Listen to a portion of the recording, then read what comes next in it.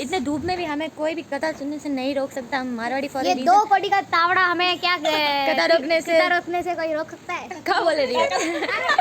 हालांकि बोला मैंने भी सही नहीं था, लेकिन मैंने सारा इल्जाम अक्षु पे डाल दिया। बहुत ही स्मूथ थी और किसी को पता भी नहीं चला। तो जब से इस गोला पे आई हूँ मैं, तो मैंने इतने सारे पाप कर दिए कि उन सब पापों को मिटाने का सिर्फ एक ही रास्ता है, और वो है कोई अच्छी सी कथा सुनने का। तो हमारे गाँव में आए हैं श्री कृपाराम जी महाराज, जो कि हमको सुना रहे हैं भागवत कथा। इस लालच में कि हमारे जो 20% पाप है वो धुल जाएंगे, तो हम चले जाते हैं कथा सुनने के लिए। फिर भी जितना मैंने अपने छोटे भाई बहनों को मारा है ना, मुझे नहीं लगता ये पाप इतनी आसानी से धुल जाएंगे। लेकिन फिर भी हम अपने आप को तसल्ली दे रहे हैं कि कोई बात नहीं, 5% तो धुल जाएंगे। और इतनी अच्छी कथा थी ना भाई, कि बीच में जो भजन गाते उसमें लोग उठ उठ के नाच रहे। सच्ची में पूरा जो वातावरण था इतना अच्छा बन गया, इतना भक्तिमय। फिर कथा का आनंद उठाने के बाद कथा हो गई पूरी, और आपको लग रहा होगा पूरी होने के बाद लोग घर पे जाते, लेकिन नहीं गाइस, हम लोगों को इतनी भूख लग गई थी कि हम लोग स्टेशन पहुंच के ठूसने, क्योंकि इसके अलावा अच्छे से काम हमें कोई करना आता नहीं है। हम लोग खाने के इतने लालची के कार आने के बाद भी हम लोग टुकड़ा है वो कार में लेके चले गए, और हमने वहीं पे बैठे बैठे खाया जो आधा पिज्ज़ा बचा था हमने, क्योंकि हम वेस्ट बिल्कुल नहीं जाने देते गाइस। चवनी चवनी का हिसाब हम लोग पूरा चुका के ही जाते हैं। और यहाँ पर हितू अपनी छुपी हुई शक्तियों का प्रदर्शन करते हुए कुछ भी खा लो, लेकिन एंडिंग इसी से ही करते हैं।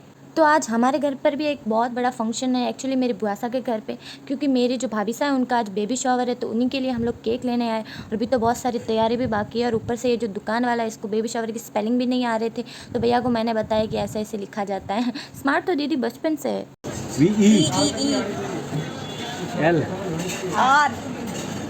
देखो गाइस, हमारे खान पान पे नज़र बिल्कुल नहीं लगाना, क्योंकि आज हम बहुत कुछ ज़्यादा खाने वाले हैं। फंक्शंस में तो मारवाड़ी हाउस कुछ ऐसा ही दिखता है। ये बलून्स फुलाने में मेरी छोटी बहनों की आंतड़ियाँ निकल गई, क्योंकि जब मेरे को पता चला जो घर पे रहेगा वो बलून्स फुलाएगा, और जो साथ में आएगा केक लेने के लिए उसको थोड़ा सा चलना पड़ेगा, बाकी कुछ नहीं। तो मैं मौके का फ़ायदा उठा के उनके साथ में चल दी केक लेने के लिए।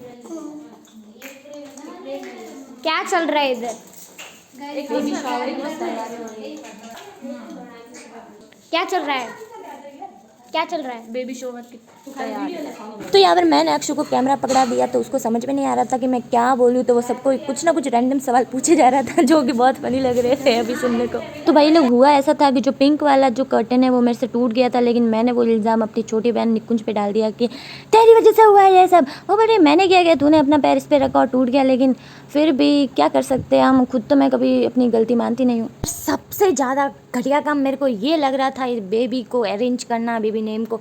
इसमें मैं इतनी फ्रस्ट्रेटेड हो गई थी कि क्या बोलूं, मैंने इस काम को आधा ही छोड़ दिया। फिर मैंने बोला मेरे से नहीं होगा भाई साहब, इतना मेरे में इतना डेडिकेशन है नहीं, मैं इतने ज़्यादा फोकस कर भी नहीं सकती। लेकिन थैंक गॉड मेरे पास दो असिस्टेंट थे, वो थी मेरी बहनें, जिन्होंने मेरे को बताया कि ये ऐसा है ऐसा है, और इन्हीं के कारण, इन्हीं के शुभ चरणों के कारण मैं इतनी अच्छे से डेकोरेशन कर पाई हूँ, सच बोले तो। So guys, this is my first time कि मैं किसी के बेबी शॉवर में उसकी डेकोरेशन कर रही हूँ। वैसे तो मैं अपने बर्थडे पार्टी में भी अपना खुद का डेकोरेशन मैं ही करती हूँ, लेकिन फिर भी ये मेरा पहला एक्सपीरियंस था, तो मेरे को बहुत ही अच्छा लग रहा था कि मैंने कुछ अच्छा काम कर दिया। और मेरे को ऐसा लग रहा था कि there is nothing I can't do, क्योंकि मेरे में बहुत ही अंदरूनी शक्तियाँ है, जो मैं जगा दूँ तो मैं कुछ भी कर सकती हूँ गाइस। पर क्या कर सकते, मैं तो बहुत आलसी, और आलसी लोगों से काम होता नहीं।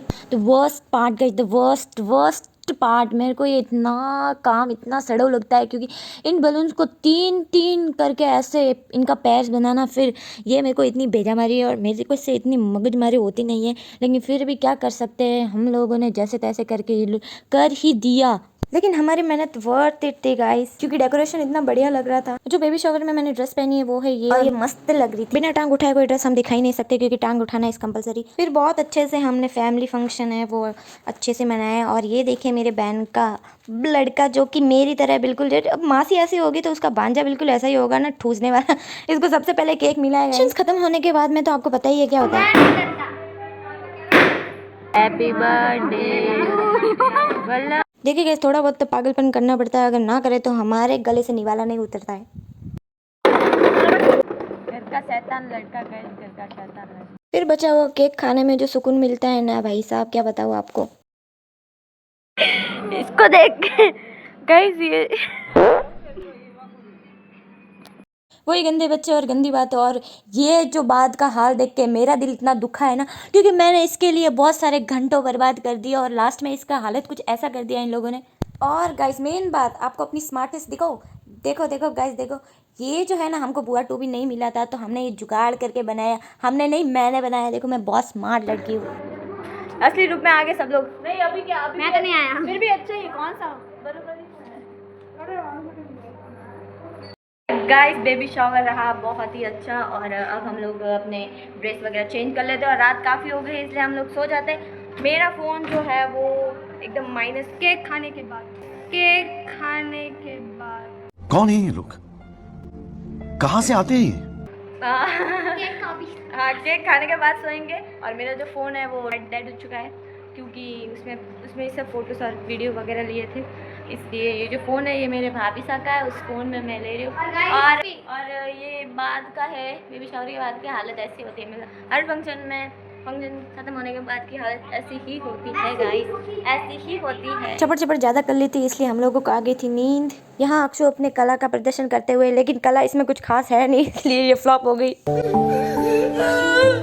फिर सुबह हमने बहुत कुछ खाया जिसमें सबसे स्पेशल थी ये दाल जो कि किसी ने बनाई थी और साथ में छाछ। और फिर हमारा जो रिचुअल है वो मारवाड़ी रिचुअल स्टार्ट हुआ गोद भराई का, जिसमें भाभी साहब को तिलक लगाया, उनको गुड़ धाना खिलाया और फिर इसके बाद में उनकी जो गोद है वो धान से भरी गई और पैसे बहुत लोगों ने वैसे डाले उसमें। और फिर वो सारी चीज़ें एक पोटली में बंद कर दी गई और फ्रूट्स भी दिए और सब ड्रेसेस वगैरह दी। फिर ने बारी बारी करके पैसे दिए, फिर भाभी साहब हो गए रवाना। फिर सब कुछ सारे फंक्शंस का आनंद उठाने के साथ हम लोग घर पे हो गए रवाना। और वीडियो कैसी है जरूर बताना।